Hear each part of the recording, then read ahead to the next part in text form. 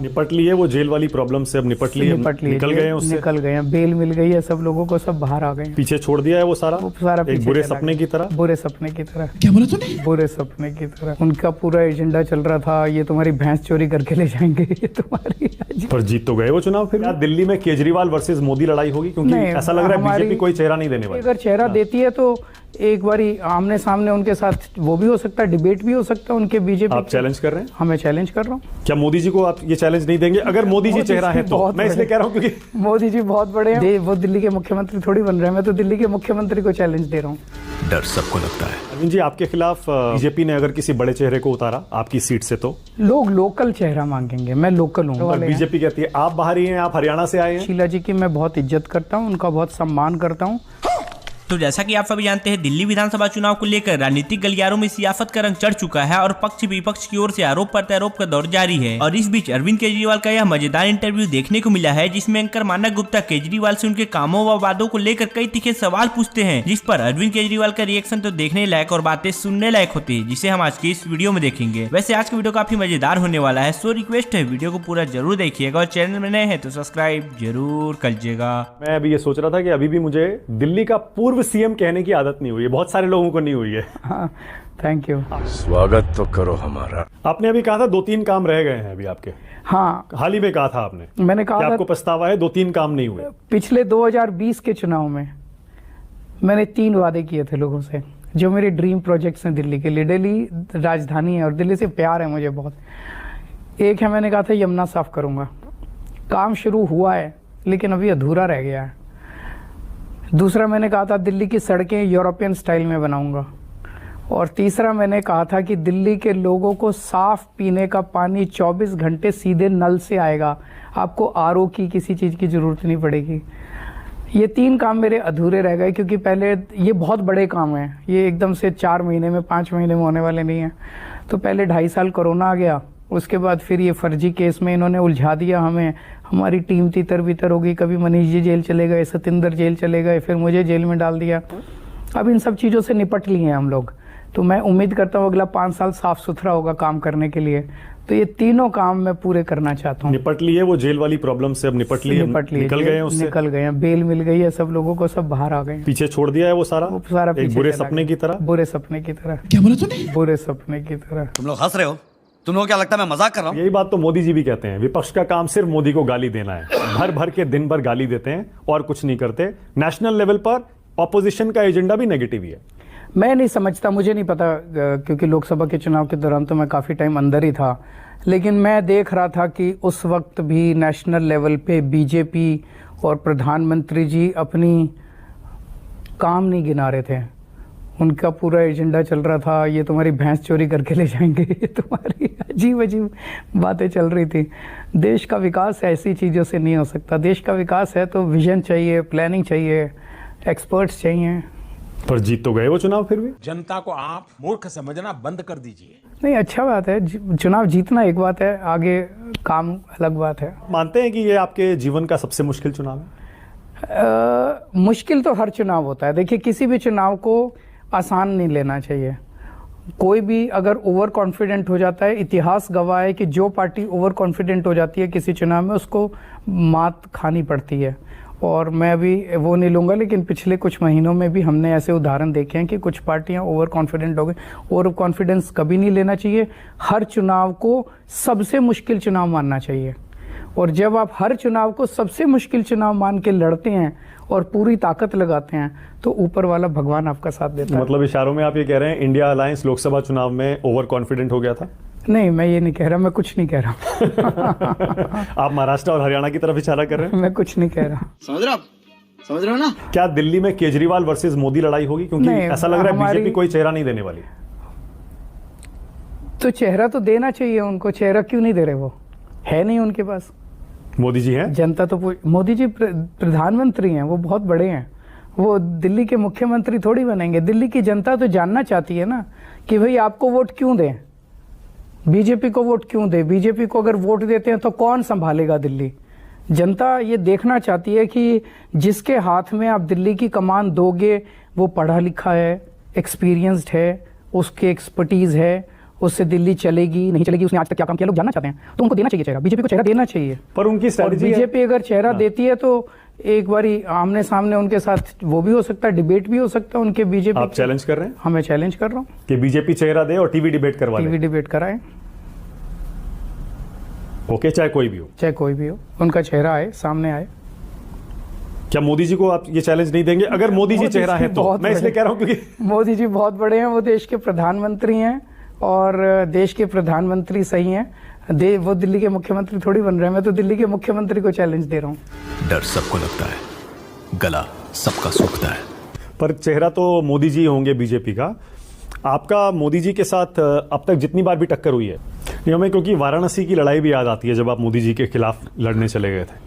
पुराना इतिहास है आपका उनका, आप बार बार उनको चैलेंज करते हैं, इसीलिए मैं पूछ रहा हूं क्या एक बार फिर से आप उनको उसी अंदाज में चैलेंज करने के लिए तैयार है? नहीं, दिल्ली के अंदर मोदी जी चुनाव नहीं लड़ रहे हैं, दिल्ली के अंदर बीजेपी दिल्ली की यूनिट चुनाव लड़ रही है, आम आदमी पार्टी दिल्ली की चुनाव लड़ रही है और चुनाव इन दोनों के बीच में है। आम आदमी पार्टी की तरफ से केजरीवाल चेहरा है, मैं पूरी उम्मीद है मुझे और विश्वास है कि बीजेपी अपनी तरफ से एक चेहरा देगी ताकि जनता को पता चले कि बीजेपी को वोट किसके नाम पे दें। अरविंद जी, मुकाबला सिर्फ दिल्ली बीजेपी से नहीं है, पूरी केंद्र सरकार उतरेगी दिल्ली में आपके खिलाफ प्रचार करने के लिए, सारे प्रचार करने के लिए उतरे, लेकिन चेहरा कौन होगा उनका? बीजेपी का लोग जानना चाहते हैं ना। कई राज्यों का अनुभव ये बताता है बिना चेहरे दिए भी पार्टियां चुनाव जीती हैं। बीजेपी ने कितने राज्यों में सीएम का चेहरा नहीं दिया, फिर भी जीते। नहीं, वो कांग्रेस भी नहीं देती कई बार, फिर भी जीत जाती है। नहीं, वो जीते अलग बात है, लेकिन दिल्ली के लोग, दिल्ली अलग है। ऐसे मुंडी हिलाओ और बोलो अच्छा है अच्छा है। अरविंद जी, आपके खिलाफ बीजेपी ने अगर किसी बड़े चेहरे को उतारा आपकी सीट से तो स्मृति ईरानी का नाम चल रहा है, प्रवेश वर्मा का नाम चल रहा है, कोई भी आ सकता है। लोग लोकल चेहरा मांगेंगे, मैं लोकल हूँ, मैं उनकी विधानसभा में रहता हूँ, मेरे पास लोग आ जाते हैं, मिल लेते हैं, रोज मैं उनके बर्थडे में जाता हूँ, उनके शादी ब्याह में जाता हूँ, लोगों से पर्सनल रिश्ते हैं मेरी विधानसभा में मेरे। आप बाहर से किसी को लाके यहाँ पे अगर उतारोगे तो लोग तो कहेंगे भाई हमारा तो केजरीवाल ही है, बाकी तो बाहर वाले हैं। बीजेपी कहती है आप बाहर ही हैं, आप हरियाणा से आए हैं। जोर जोर से बोल के लोगों को स्कीमें बता दे। आया था, कब आया था? 95 में। तो ऐसे तो दिल्ली सारी बाहर वालों की है, सारी बाहर वालों की है दिल्ली। संदीप दीक्षित से कैसी लड़ाई देखते हैं आप? और मैं इसलिए पूछ रहा हूं ये खास तौर से, और इस स्लाइड में जवाब दीजिएगा कि आपने एक समय शीला दीक्षित के खिलाफ चुनाव लड़के उनको हराया, अब कांग्रेस ने शीला दीक्षित के बेटे को आपके खिलाफ उतारा है। चुनाव अपनी जगह है, शीला जी की मैं बहुत इज्जत करता हूं, उनका बहुत सम्मान करता हूं। वो संदीप जी अगर आके लड़ रहे हैं उनका बहुत स्वागत है। स्वागत है, बिल्कुल। बीजेपी के एक पदाधिकारी ने अपने लेटर हेड पे, बीजेपी के लेटर हेड पे और स्टैंप पे शादरा असेंबली के 11,000 वोट कटवाने के लिए एप्लीकेशन दी। चुनाव आयोग का रूल है कि अगर कोई एप्लीकेशन आएगी वोट कटवाने के लिए तो उसको वेबसाइट पे डाला जाएगा। चुनाव आयोग ने इसको वेबसाइट पे नहीं डाला और अंदर ही अंदर ये 11,000 वोट कटने की प्रक्रिया चालू हो गई। ये तो भला उस आदमी का जिसने बीजेपी से हमें सारे लाके कागज दे दिए, हमने आवाज उठाई प्रेस कॉन्फ्रेंस की, उसके रुक गई सारी प्रक्रिया, लेकिन रंगे हाथों पकड़े गए। अगर 11,000 ये वोट कट, हमने रैंडम सैंपलिंग करवाई, चेकिंग कराई फील्ड में, सारे लोग एग्जिस्ट करके अपने अपने घरों में 30-30, 40-40 साल से रह रहे हैं, इन्हीं को ये लोग रोहिंग्या बोल रहे हैं। जो 11,000 लोग थे इनको ये रोहिंग्या बोल रहे हैं। उसमें राम सिंह, उसमें श्याम मिश्रा, ओम प्रकाश मिश्रा, ये सब नाम है उसमें। तो 11,000 वोट अगर ये आम आदमी पार्टी के कटा देते, पिछली बार हम 5,500 के मार्जिन से जीते हैं वो सीट, हम तो हार जाते। ये देखिए सारे मीडिया वाले, इनका वोटर कार्ड कटवा दिया इन्होंने। पहले सप्लाई टाइम इनका नहीं है, इनके पास कार्ड है, इनके पास कार्ड है और ये बीजेपी वाले बोलते हैं ये रोहिंग्या हैं। कभी मैंने वोट तो मेरे कटे ही नहीं है, वोट तो मैं हर बार मैं डालती आती हूँ और पता नहीं क्यों गलती से उन्होंने बोलते मेरे वोट कटा हुआ, वोट तो नहीं कटी। दोबारा बनाने की जरूरत ही नहीं है क्योंकि ना मेरे कटे ही नहीं है। उन्होंने भीड़ में थोड़ा सा बोल दिया भाई इनको वोट कट चुकी है, मेरा कटा ही नहीं है। अरविंद जी, मुझे बहुत मजा आया आपके साथ चाय वाला इंटरव्यू करने में। Thank you for being such a sport. मुझे भी अच्छा लगा। Thank you so much. Thank you Arvind. Thank you.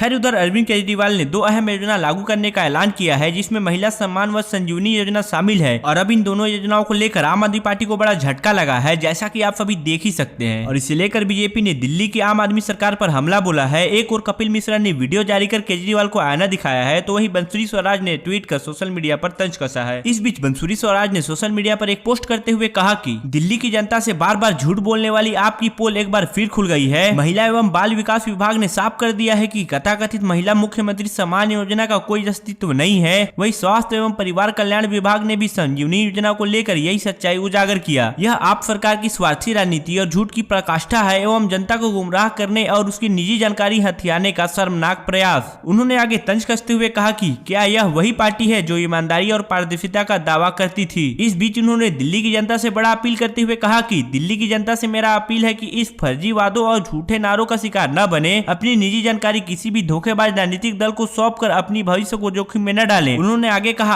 आपकी धोखा देने की राजनीति अब नहीं चलेगी। इसी के साथ उन्होंने यह पब्लिक नोटिस भी शेयर किया है। तो उधर कपिल मिश्रा ने भी आप सरकार पर हमला बोला है और आरोप लगाते हुए कहा कि केजरीवाल अपनी हार सामने देखकर पूरी तरह से बौखला गए हैं। और इसी के साथ उन्होंने आगे ये कहा, एक तरफ तो अरविंद केजरीवाल खुद फॉर्म भरवा रहे हैं 2100 रुपए के, और दूसरी तरफ उन्हीं की सरकार दिल्ली में पब्लिक नोटिस दे रही है सारे अखबारों में कि ऐसी कोई महिला सम्मान योजना है ही नहीं, 2100 रुपए की कोई योजना नहीं है। और इस प्रकार का अगर कोई व्यक्ति फॉर्म भरवा रहा है तो वो फर्जीवाड़ा कर रहा है, धोखाधड़ी से बचे। ये कितना बड़ा धोखा दिल्ली की बहनों के साथ किया जा रहा है। आपकी सरकार के पास ऐसी कोई योजना नहीं है, आप अपने को कानून के उससे बचाने के लिए खुद ही उसका नोटिस भी पब्लिश करवा रहे हो अपनी सरकार से अखबारों में, और उसके बाद आप खुद ही जाके घर घर में उसके फर्जी फॉर्म भरवा रहे हो। ये बहुत बड़ा फ्रॉड है दिल्ली की जनता के साथ। और मुझे लगता है कि अपनी हार सामने देखकर अरविंद केजरीवाल पूरी तरह से बौखला गए हैं। आज का जो नोटिस है वो पूरी दिल्ली पढ़ रही है, हर एक अखबार में छपा है। और मुझे लगता है कि केजरीवाल किस प्रकार का फर्जीवाड़ा करना चाहते थे उसकी पोल अब खुल चुकी है। तो वहीं सुशांत सिन्हा ने भी इसे लेकर अपनी प्रतिक्रिया दी है। उन्होंने सोशल मीडिया पर यह स्क्रीनशॉट शेयर करते हुए लिखा कि अरविंद केजरीवाल और उनकी टीम 2100 रुपए वाले कार्ड बनाते घूम रहे हैं और उधर दिल्ली सरकार के विभाग एड देकर बता रहे हैं कि ऐसी कोई योजना ही नहीं है। उन्होंने आगे कहा, यह तो लोकसभा चुनाव में घूमा 1 लाख रुपए वाला खटाखट वाला फॉर्म हो गया। फिर तो पब्लिक किस पर भरोसा करेगी, वही निर्णायक होगा दिल्ली चुनाव में। ऐसे वीडियोस के लिए और हमारे साथ जुड़े रहने के लिए चैनल को सब्सक्राइब जरूर कीजिए।